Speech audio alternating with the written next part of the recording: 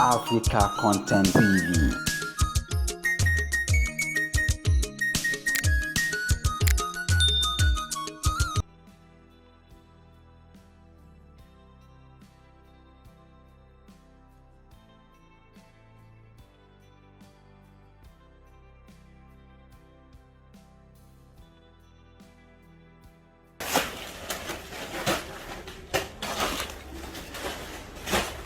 Battery tó fún mi, òun mo sì ń lò ní mọ́tò yìí o, best man ló ti gbé fún mi o. Òun mo sì ń lò ní mọ́tò yìí o, ẹ bá mi dúpẹ́ lọ́wọ́ wọn o.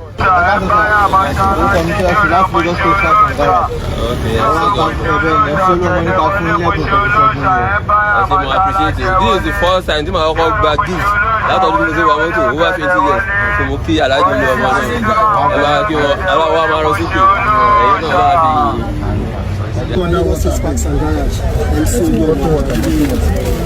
God bless you. I thank you, Oluomo, for giving me to remember that the drivers are working. God bless you. Long life and prosperity. Thank you. Thank you, and you too.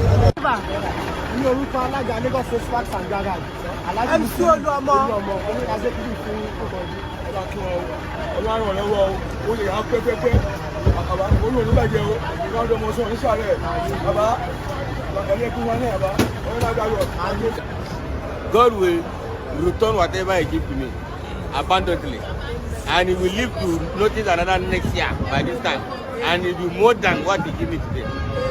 He will live long. His birthday will reach. In the mighty spirit of Jesus, I pray for Him. Amen. Thank you, sir. We have something to give you this token. May God bless Happy you. New Year in advance. May God bless you. May God sustain your life. Whatsoever He had desire, God will give it to Him. In the name of Jesus. Are you that working with Him? God will protect you and double promotion in the name of Jesus. Amen. Double promotion.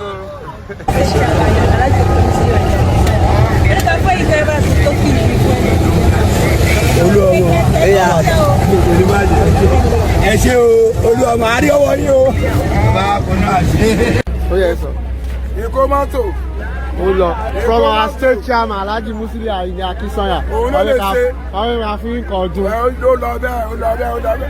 Èkó mọ́tò MC mo gbé fún ẹ, mo gbà fún ẹ, ọ̀gá mi mo yọ fún ẹ, mo yọ fún láti. Okay, now. Alhaji Musili Ayinde Akinsanya MC Oluomo, wọ́n ní ká fún ilé bọ̀ọ̀dún. A ṣe púpọ̀ ọdún láyé o, ọdún àyàmú fún wa, iwájú lọ̀pẹ́ mi ti lé sí iwájú lọ́wọ́ ẹ̀pẹ́ lọ́tà àwọn ọmọ ṣubú sí ọwọ́ wọn a máa ròkè o, MC Oluomo tuwálé wọ́n a máa ga ní o, ní ṣubú onírẹ̀yìn o, ẹ ṣe àdúgbò o. Wọ́n ṣe jọ aṣọ tí mọ́tò àṣírí mú lò wọ́n á gba ọdún nǹkan ní lọ́dọ̀ wọn wọ́n á ṣe orí wọn ṣàtìlẹ́yìn Alhaji Musili Ayinde Akinsanya MC Oluomo festive package. So may God bless him and continue providing for him and spending Wọ́n ní kó gbé fún yín fún ọdún. Amisa.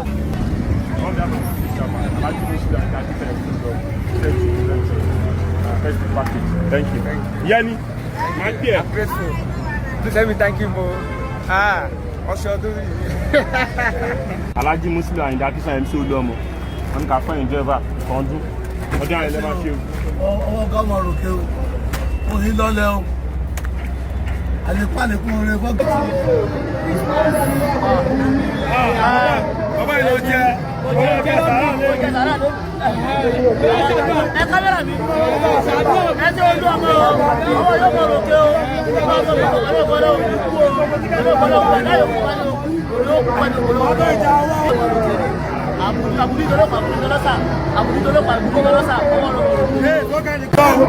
Olúọba tí a máa gbà o, ọwọ́ àbá lóde o, ọ̀gá onírẹ̀, owó òní tí ọba lẹ́kọ̀ọ́ rẹ̀, agbára òdìkà àwọn ẹ̀yà òkè lọ.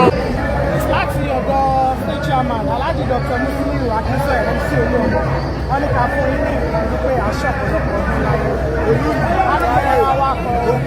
Olúùlù, ọba wa, ọ̀pọ̀, ìyàwó tí náà ní.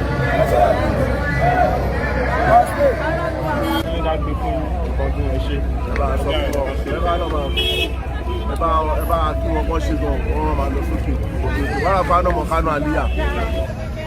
Látọ̀dọ̀ Alhaji Dr. Musiliu Ayinde Akínsọ̀yà, wọ́n ní ká gbé fún yín pé ká gbé fún yín fún ọdún. Akọ ọdún àkún ìyèdùn. Ọlọ́run máa lókè o. Ọlọ́run máa lókè. Aṣọ púpọ̀ láyé. Ọmọ máa lókè o. Àmín. Gbogbo àdáwọlé rẹ̀ wọ́n máa yọrí sí eré o. Àmín náà yàrá. Tí wọ́n ń tọrọ lọ́dọ̀ Ọlọ́run máa fún wọn láàkà. Àmín náà. Bí àwọn olóyún dé lónìí Ọlọ́run lè jọ takú sí bẹ́ẹ̀. Àmín. Ẹ bá di rẹ̀ wọ̀ ẹ ṣe mo dúpẹ́. From MC Oluomo. Sọ́ọ̀lì ọ̀gá kan ọmọ sáré pọ̀. Sọ́ọ̀lì nọ́mbà wà. Sọ́ọ̀lì ọ̀gá. MC Oluomo, àyíká pé ní ọdún. Ìyá pé mo tún jó. Ó dé o. Alága Lagos State Parks and Garages. Alájọ Kọ́míṣì Àyíká fi sọ̀rọ̀ MC Oluomo ó ká fún ọdún ìpọ̀lẹ̀. Ọlọ́run máa ràn wọ́n lọ́wọ́. Ọmọ tàbá tó gbé làwà nínú ìfúsárì.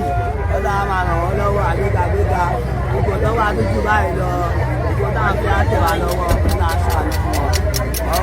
Láti ọ̀dọ̀ state chairman Alhaji Dr. Musiliu ṣẹ́mi tó jẹ́ MC Oluomo wọ́n ní kan fún yín kí ṣọdún o wọ́n ní àṣírí ṣàmùdún wọ́n lè ní ká bẹ̀rẹ̀ kí ẹ má mọ̀ sí o ẹ̀jọ̀ ẹ máa wọ́n tó wọ́n àwọn passengers ẹ má mọ̀ sí ọdún àdúrà ṣẹlẹ̀ kí lè fẹ́ sọ.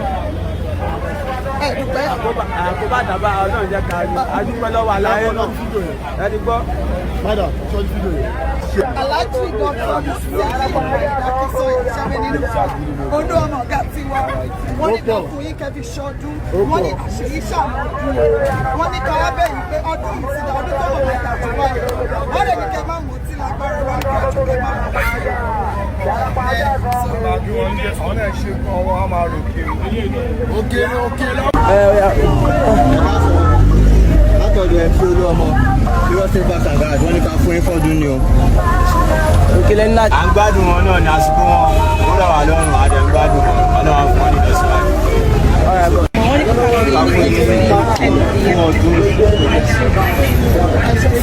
Máa kí ọ̀gá pé wọ́n ṣe o, ọwọ́ wa máa rò pé o.